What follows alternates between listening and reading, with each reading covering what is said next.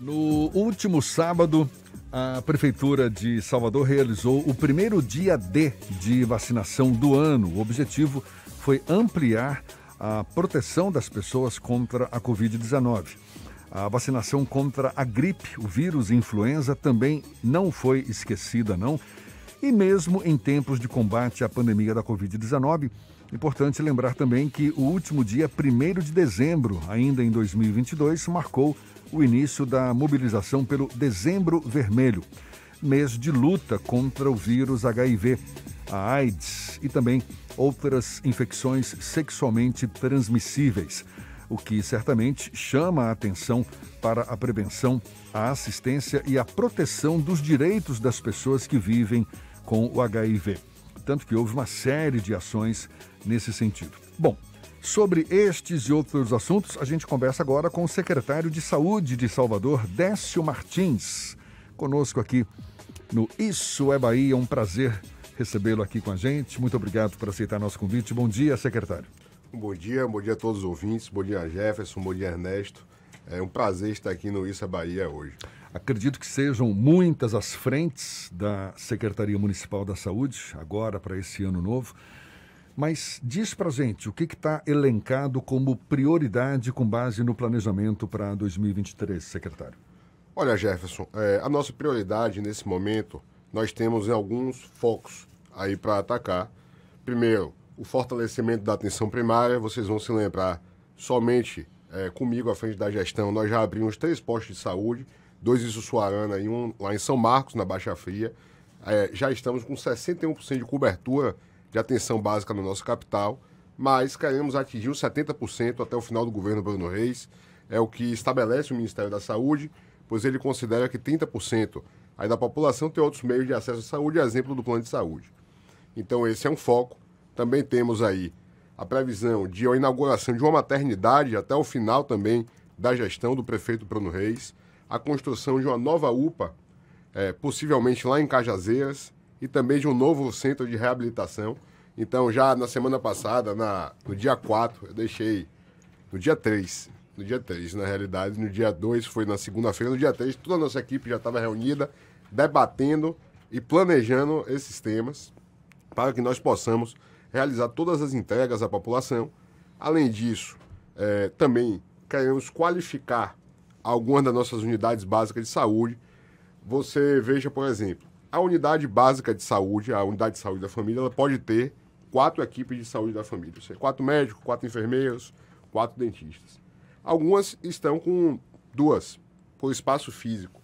Então, uma outra forma da ampliação também da atenção básica é justamente a gente tentar qualificar essas unidades. Estamos com alguns projetos aqui, por exemplo, estudando. Ontem a gente estava conversando com a diretoria, o Manuel Vitorino ali em Brotas, que tem 2 equipes de saúde da família, a gente estudar para construir mais um andar para passar para 4 equipes. Então, são diversas estratégias aí para oferecer uma saúde cada vez mais de qualidade à nossa população. Tem dinheiro suficiente para tudo isso, secretário? Eu me lembro, na época da pandemia, nos períodos mais críticos da pandemia, que a área da saúde foi, de fato, uma das mais impactadas e com uma despesa fora do previsto, não é? O que, de certa forma, desequilibrava as contas públicas naquele momento. Hoje já está tudo reequilibrado? Tem dinheiro suficiente para tocar esses projetos todos? Olha, Jefferson, nós colocamos aí no nosso planejamento a ampliação do sistema de saúde.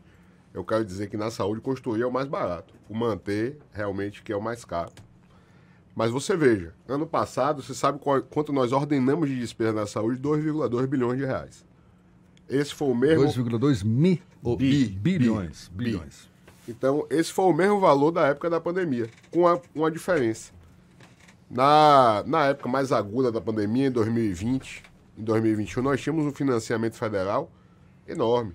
Então, você veja, no ano passado, por exemplo, chegou em meados de fevereiro, ou março, para não fugir a memória, o Ministério da Saúde, à época, cancelou o financiamento dos leitos de UTI Covid.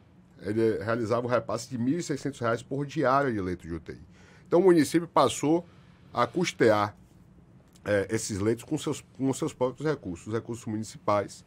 Você veja, nós, com o aumento que tivemos aí em novembro do Covid, nós decidimos em reabrir o Hospital Sagrada Família, que hoje conta com 10 leitos de UTI e 20 leitos de clínica médica, em pleno funcionamento, está contratado até março, pois nós nos antevemos aí, está com 20% de ocupação hoje, os leitos, tanto de UTI quanto de enfermaria em Salvador, dedicados exclusivos ao Covid-19.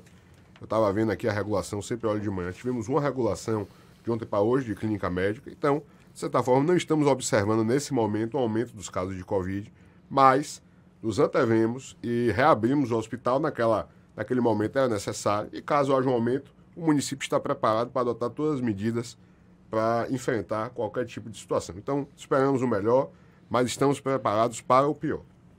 Secretário, a gente viu no período mais duro da pandemia uma coisa que foi muito importante para a nossa história política mesmo, que foi essa atuação articulada entre prefeitura e governo do Estado.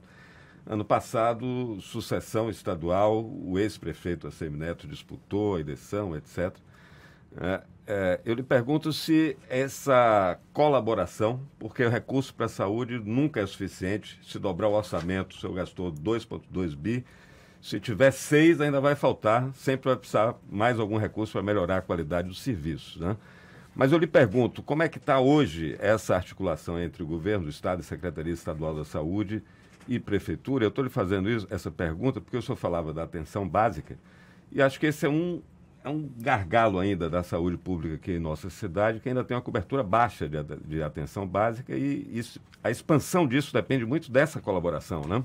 Olha, primeiro eu destaco que quando eu assumi a Secretaria de Saúde, vocês sabem, eu era subsecretário, recebi o convite do prefeito Bruno Reis para ser subsecretário, do então secretário Leonardo Prates, então eu ingressei já no início do governo dele.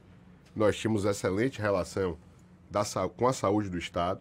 Quando eu assumi em abril, a secretária Délia Pinheiro, que hoje é secretária de Educação do Estado da Bahia, tem uma excelente relação com ela. Inclusive, antes dela publicar os decretos de medidas restritivas junto ao então governador Rui Costa, ela me telefonou para debatermos e para informar quais medidas adotaria.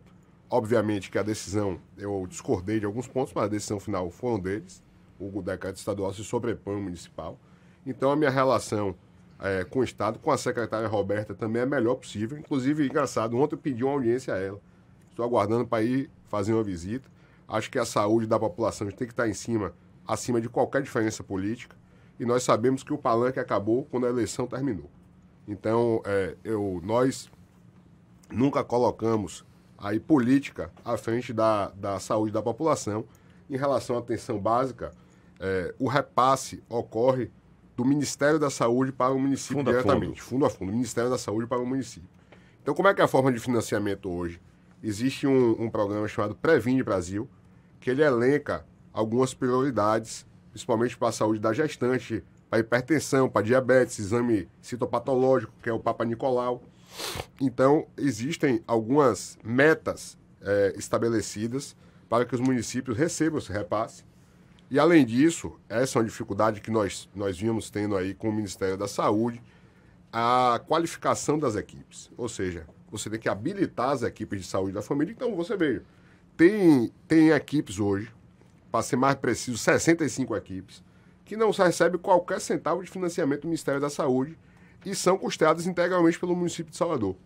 E o que é mais grave, essas equipes produzem, mas não é contabilizado para o Previne Brasil porque não são habilitadas e financiadas pelo Ministério da Saúde. Então, é uma incongruência. A produtividade aí não conta. Não né? conta. A gente tem quantas equipes hoje no programa Saúde da Família e quantas seriam necessárias para a cobertura de 100% da cidade? Olha, quantas equipes, eu não tenho esse número agora, vou pedir para a Lélia Dourado passar, mas para atingir os 70%, nós estamos com 61%, caso todas as equipes estivessem habilitadas. Com a construção de 5 novos postos, nós demos ordem de serviço no final do ano passado para a construção de um novo posto de saúde com 4 equipes de saúde da família na Polêmica. Estamos vendo em Pau da Lima e observando outras áreas da cidade, a exemplo de Valéria, a exemplo da Península de Itapajipe, que é um local de vazio socioassistencial, por dificuldade, grande parte, de achar terreno para construir. Então, estamos observando e já com o plano necessário para atingir os 70% também, Ernesto, com a qualificação dessas unidades. Então, locais que nós temos 2 equipes de saúde da família, nós passamos queremos ampliar para até 4. Uma equipe de saúde da família tem capacidade de atender 4.000 pessoas. Eu quero destacar isso. Então, um posto de saúde tem capacidade de atender até 16.000 pessoas. Essas pessoas cadastradas na unidade de saúde da família. Então, nós, para chegar a esse cálculo, nós realizamos um estudo. Vamos ver assim, lá no Manuel Vitorino a gente tem população que dá para atingir 16.000 pessoas. Então, aqui vale a pena a gente ampliar o serviço de saúde. Até porque a estratégia de saúde da família é justamente você pegar aquele cidadão que esteja próximo ao posto. Uhum. Secretário, falando agora sobre verão, a gente teve o Festival da Virada, claro, muita gente, mas ainda está cedo para a gente saber se o vírus da Covid, por exemplo, curtiu também o Festival da Virada e fez o seu estrago. Mas a gente tem semana que vem já o Bonfim, já estamos chegando perto de 2 de fevereiro e, claro, o Carnaval. Como é que a Secretaria da Saúde do município está se preparando para esse ciclo de festas, de grandes eventos, considerando essa queda? Como é que está hoje a vacinação? A gente está conseguindo fazer as pessoas voltarem a se vacinar? Ou o senhor acredita que a gente está, por esse aspecto da baixa cobertura vacinal, vulnerável, né, com a chegada, inclusive, dessas novas subvariantes? Olha, Ernesto, primeiro, em relação ao Festival da Virada, eu quero dizer que foi um sucesso a estratégia de saúde montada lá. Nós ampliamos para dois módulos de saúde. Nós, no último, é engraçado falar no passado, no último Réveillon, nós tivemos 20 leitos disponíveis com leito de sala vermelha. Esse ano passamos para 30, ou seja, com 2 módulos, porque houve uma ampliação do espaço físico do Réveillon, com 2 palcos, mas observamos uma diminuição aí, principalmente dos casos, muitos casos aí de alcoolemia, obviamente, alguns casos de agressão, mas uma diminuição em comparado ao ano passado. Em relação à vacinação do Covid, você veja, por exemplo, esse é um apelo que nós fazemos à população. Agora, sábado, nós realizamos o dia D, vacinamos 2.000 pessoas. Só isso? É muito pouco. É muito pouco. Uma estratégia tão grande, o município realizando todo o esforço e a população não compareceu. Quando houve o aumento dos casos de Covid, nós chegamos a vacinar quase 15.000 pessoas por dia. Num dia D, por exemplo. Num dia D. Então, você observa, quando isso é algo que eu vejo, são dados. Quando você tem um aumento de casos de Covid, há uma procura maior pela vacinação. Quando você tem uma diminuição dos casos ativos de Covid, você tem uma diminuição pela procura da vacinação. Em relação à proteção, nós estamos observando aí diversas subvariantes da Ômicron e acompanhando de perto. Observamos aí um aumento de casos nos Estados Unidos, principalmente naqueles locais onde não houve, lá nos Estados Unidos houve muita resistência à vacinação, vocês sabem, principalmente naqueles estados do meio dos Estados Unidos. Na China também é noticiado também um aumento de casos. E aí eu quero destacar 2 coisas. O Ministério da Saúde havia nos informado, na gestão passada, informado aos estados e municípios, não ao município de Salvador, que chegaria a vacina bivalente que abarcaria a subvariante essas novas Ômicron. Variantes, né? A Ômicron, se ela vai abarcar as subvariantes da Ômicron, isso ainda é uma dúvida, não temos certeza ainda. Essas vacinas bivalentes não chegaram. Então, você observe... Não chegaram e parece que também não tem nem dose suficiente para cobertura normal. Olha, atualmente nós temos vacinas de adulto na nossa capital. Não temos ainda a bivalente. Mas para criança está tendo o suficiente também? Aí, esse é o segundo ponto. Para a criança, nós temos 2 vacinas. A pediátrica, que é de 5 a 11 anos. Essa vacina, ela também não foi fornecida. Eu vi uma notícia que o Ministério da Saúde estava adquirindo. Então, você veja, agora no início do ano ele orientou a 3ª dose de vacinação nesse público, mas os municípios e estados não têm vacina nesse momento, porque a competência de fornecimento é do Ministério. E você tem a Pfizer Baby. A Pfizer Baby, ela é de 6 meses até menor de 5 anos. Essa aí, Salvador, recebeu somente 3.190 doses. Estamos sem estoque nesse momento. Bom, é uma questão delicada essa, porque a gente não se livrou dessa pandemia ainda. Muita gente ainda resiste a se vacinar e a gente sabe que quanto mais pessoas estiverem vacinadas, mais a gente se protege, inclusive contra essas variantes. Tem as outras doenças também, né? Polio, etc. Todo mundo com vacinação. Olha, Ernesto, você veja, ano passado, no ano de 2022, nós tivemos 70% de cobertura de poliomielite. Foi uma cobertura alta. O município adotou uma estratégia, por exemplo, de vacinar nas escolas. Não só a poliomielite, mas a multivacinação. Sarampo, a penta. Então, nós adotamos essa estratégia aí, mas o que nós almejamos é 95%. E eu sempre faço questão de enfatizar que esse é um trabalho conjunto. Não somente o poder público tem que fazer a sua parte, mas a população também tem que fazer a sua parte. Muitos acreditam que essa baixa vacinação normal é justamente por um excesso de confiança. Você veja, o Brasil está praticamente erradicado com a poliomielite, mas as pessoas que tiveram aí casos de poliomielite na família, de paralisia infantil, uma tia minha teve paralisia infantil, então a gente sabe o que é. Então hoje há um excesso de confiança da população, eu acredito muito a isso, a essa não procura como havia antigamente, mas estamos aí realizando diversas campanhas e também aproximando a vacina, não só de Covid, mas também a multivacinação, a vacina de rotina, para que os pais e mães possam vacinar aí os seus filhos. Secretário Décio Martins, secretário municipal de saúde daqui de Salvador, muito obrigado pela atenção dada aos nossos ouvintes. Boa sorte nessa empreitada que certamente é grande para agora, pela frente aí, que a saúde seja de fato